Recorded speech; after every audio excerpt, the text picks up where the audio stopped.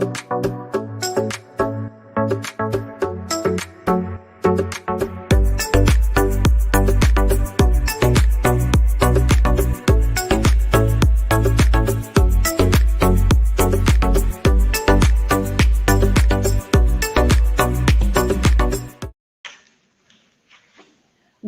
to the Keep Indiana Learning Dreams Summit. We are thrilled to have Dr. Jeannie Stone with us today to share her dreams of education. Dr. Stone served as superintendent of schools in Richardson ISD, a suburban district in Dallas County from 2017 to 2021. She has taught graduate courses at Texas A&M University Commerce and University of North Texas. As an educator, Dr. Stone has been recognized for her innovative leadership and commitment to children. She was named to 2019 Texas Superintendent of the Year by Texas PTA, Altrusa International's 2018 Outstanding Woman in Education, and the 2017 Superintendent of the Year by the Texas Educational Support Staff Association. Dallas Business Journal named Dr. Jeannie Stone one of their inaugural Leaders in Diversity Award recipients on March 4th, 2021. Let's give a warm welcome to Dr. Stone. Good morning from Texas. I became superintendent of Richardson ISD in January 2021, where the vision of our district was all students will learn, grow, and succeed. And I embraced those words like I had never embraced anything in my entire life. I embraced everything about the district. I embraced the data. I embraced the students. I embraced the staff and the community. Richardson ISD is a district of 38,000 students, and the majority of the district is located in the city of Dallas. I've lived in Texas all of my life, but I was new to this district and I was ready to learn everything that I could learn about it. Now, as a new superintendent does, you always want to make the most important connections. And so I began to make connections with people like the then City of Dallas Mayor, Mike Rawlings. I connected with a very important head of the conglomerate Texas Instruments. And I knew that I also needed to make important connections with members of the community who had lived there much longer than, than I had, because I had just moved there. Many people in the community told me that I needed to make acquaintance with a man named C.J. Smith. Mr. C.J. Smith was a longtime resident in our district, and he lived in a particular portion of our district in Dallas called Hamilton Park. Remember those words, Hamilton Park, and please remember the name Mr. C.J. Smith. Now, Mr. C.J. Smith had lived again his entire life most of his life in Hamilton Park. Hamilton Park is an amazing part of the district, and its history is very, very rich. And so when Mr. C.J. Smith came into my office, again, this is the beginning of my superintendency in 2017, I knew I wanted to get to know him, but I knew that there was a lot that he could share with me, because at this particular time, right after I became superintendent, we had an event in our district where some racist memes had been created by some of our students. And this event landed our district on the front page of the Dallas News, and it was actually in the USA Today. I was in a time of exploring how could we have an event like this in our district. And so Mr. Smith was willing to come in and to talk to me about this. He was just in my office for just a few minutes when he said, "My friends call me CJ." And I remember thinking, I hope that I can be counted among that list. So I said, "Please call me Jeannie." We talked about a lot of different things on that day. He had been living in the district since 1954, 1955, when he built and established his house in this unique area called Hamilton Park. Hamilton Park was, it was a part of our district that was actually constructed intentionally back right around the time of important legislation that desegregated schools. And Hamilton Park was an area that was built by the city leaders to have all of the Black families live in this area. And there was a school that was constructed called the Hamilton Park School. Now, Mr. Smith, he was able to tell me all of the things about moving into one of the very first homes in that area. And I remember him telling me some stories that I had never heard before. Now, I am a 33-year educator, all in public education, but I had never sat with a resident of the community, a Black resident, and heard stories about living in the time of segregation. I remember CJ Smith said, I used to look out the window and I would see one white bus, one school bus go by to pick up the white children. And I would see another bus that would come eventually for, me and my siblings. And I would think to myself, as I grew older, why does there need to be two buses? He said he could just never make any sense of it.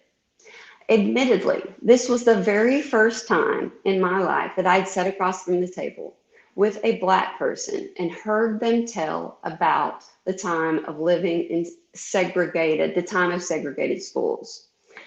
He fed information into me like I had never heard before, and he wanted me to hear it. I was the new superintendent of the school district, and he knew that he wanted me to know this information. I didn't know at the time how important that information would be. As we proceeded to carry on with our conversation, and let me tell you a little bit about CJ Smith so that you could see him.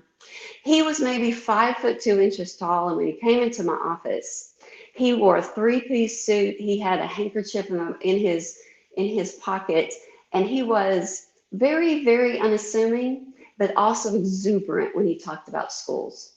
Now, you need to know that Mr. C.J. Smith was an important historian, an important person in the districts, because not only did he establish a home in this area called Hamilton Park, and I invite you to do some research on that area, but he was also appointed as the chairman of what was then the Bi-Racial Committee at the time when a federal desegregation order was put in place in Richardson ISD.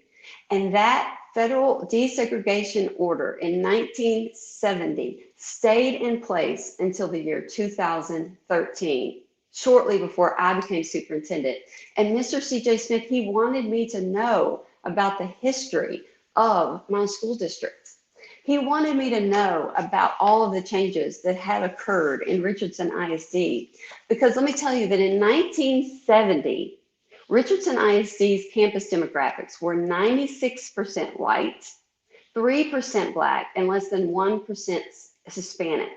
And at the time that he and I were having this meeting, the demographics in Richardson were 38% Hispanic, 29% white, 22% Black, and 7% Asian.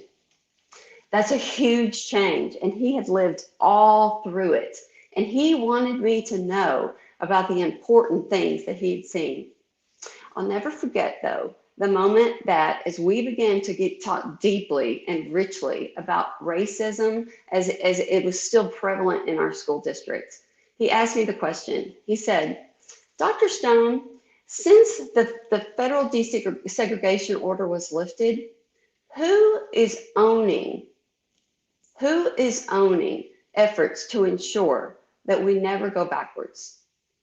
I remember looking at him and thinking, and then I gave what I would call now a very dubious answer. And I said, well, the work that you and others is woven into the fabric of the district. I didn't even believe the words that were coming out of my mouth.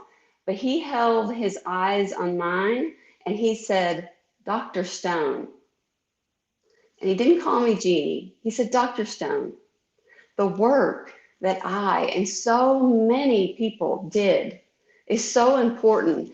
And we're looking at you to make sure that we never go backwards. I remember just holding his eyes for a few minutes and knowing he didn't call me Jeannie because he wanted to remind me of the position that I held in the district to make a difference. That meeting with Mr. C.J. Smith, my friend C.J., planted seeds that over the course of my superintendency would continue to grow and become more and more meaningful to me, especially as I looked at that data. Remember that vision statement that all students will learn, grow, and succeed, and yet our data at the time was not revealing that that was the case. This data that I bet looks much like yours in so many, most every school districts across the United States, where you have white students that are performing sometimes 30, 35, 40 percentage points higher than students of color. And that was the case in our districts. That's been the case in Texas and in every district that I've ever worked in. And for some reason, that achievement gap, we are so willing to just look at and accept that that's the way that it is. People like Mr. C.J. Smith were challenging me not to just accept that data, but to look at it and see what needed to happen to change it. So as a leader, I began to look at that and I began to have courageous conversations. Mr. C.J. Smith challenged me to do that.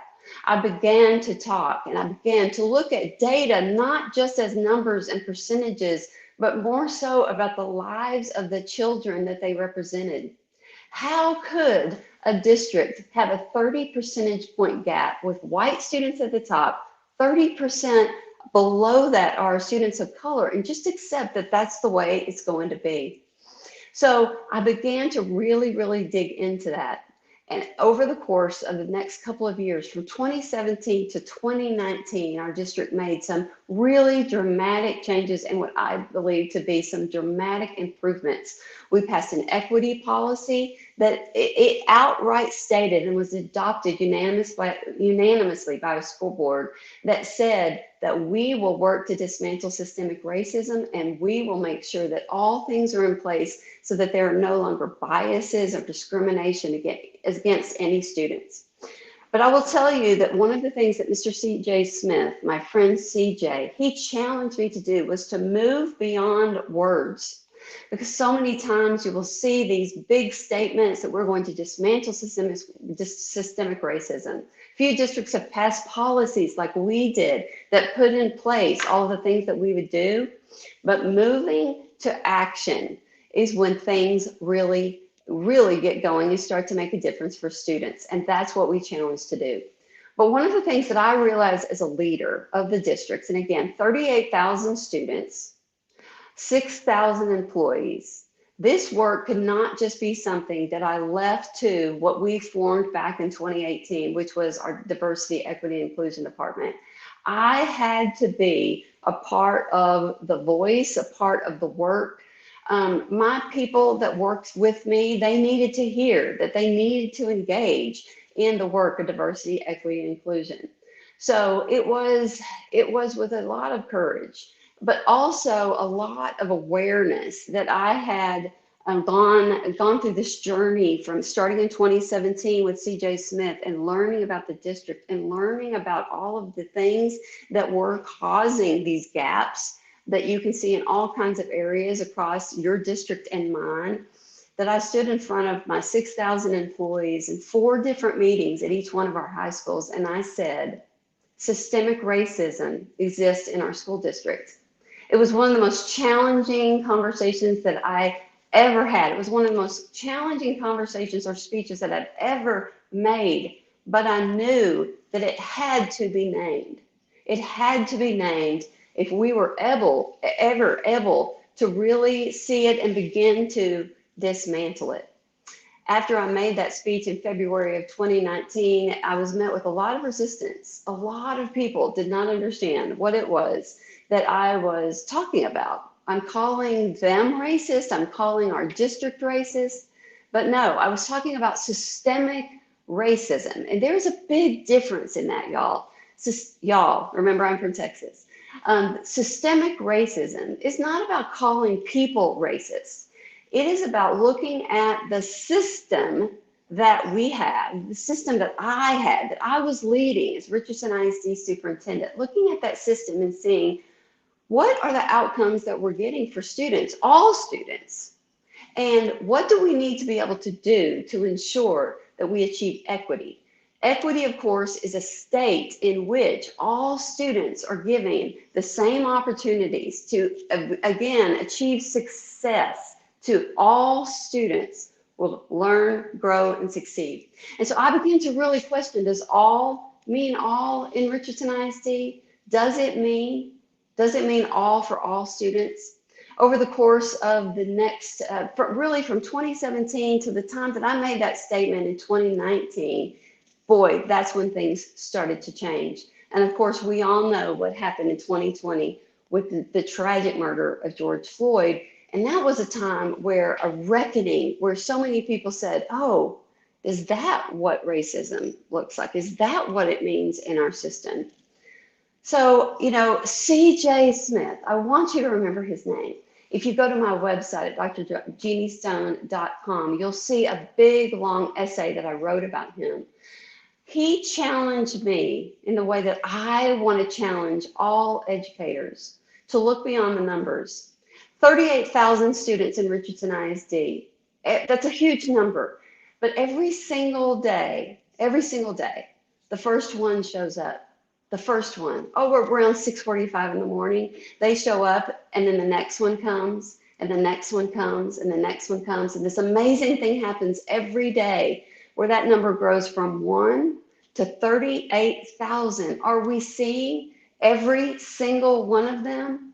Does all mean all? Are we going to continue to allow this data, this achievement gap to exist? Or are we going to look at it and just begin to dismantle it in whatever system it is that we own, be it a classroom?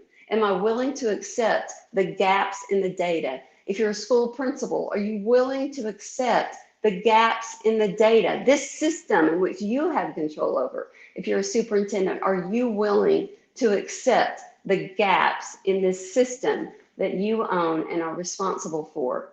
This gap, yes, that can be told in percentages and numbers, but I want you to see them as C.J. Smith wanted me to see them, in the faces, in the lives of the children that are under our charge. So important for us to look at it through that lens. I call it an equity lens. And once you put on an equity lens, you cannot take it off. Now, I want you to just think about all of the students that are under your care, under your watch. Are you seeing every single one of them for what they need from you, what you have to do as the person who owns that system? Today, Martin Luther King Day. What an amazing day in history where we celebrate a man, a leader who made an impact. He stepped out there with a voice that fed into the hearts and minds of all of us, all Americans, all educators, to do something about that which we see in the world that we should not be willing to accept. And for those of us, all of us who work in education and give our lives to all children, we have to see all of them. Just like Martin Luther King, a great man who is so important to the history of our country and of our world and to humanity. Today, I chose to celebrate Mr. C.J. Smith, another man who gave his life's work to making a difference in education. Today, I sit here and I'm no longer a superintendent. I've just left the position just a couple of weeks ago. But my word that I've chosen to move forward with is the word continue. To continue to work in audiences and arenas like this, to continue to espouse and to voice the stories of C.J. Smith and the hundreds and hundreds and hundreds of other people that over my time in Richardson ISD and public education that I have connected with. I'm so fortunate to have known Mr. C.J. Smith. Obviously, none of us knew Martin Luther King. None of us on this call knew Martin Luther King. But how many people have spoken into us, to words, into our hearts and minds that we choose not to ignore? And how many children do we have the opportunity to impact? I challenge you, wherever you are, to see the numbers, see the gaps, Doesn't matter if you only have a few students in your school of color who may be marginalized or experience bias and not getting the same opportunities. See every single one of them when they show up in your districts, and know that you have a responsibility, like Mr. C.J. Smith challenged me with, to ask your own questions in your own context. Are all students of color getting the same opportunities as white students are? Because I believe in your heart, just as I know in my heart, the answer to that question. Thank you, Dr. Stone, for sharing about your friend, CJ Smith, and his impact on you and the district, and the importance of seeing every child. And on behalf of the Keep Indiana Learning Diversity, Equity, and Inclusion Tactic team, a big thank you to our viewers for being here to dream with us. Don't forget to join us for the roundtable discussion with all our morning presenters at 11 a.m. and share these sessions using our event hashtag DreamWith. Educators, there's a link in the description of our live stream to share your thoughts about the Dream Summit and receive your PGP certificates for joining us today. Thanks again, Dr. Stone.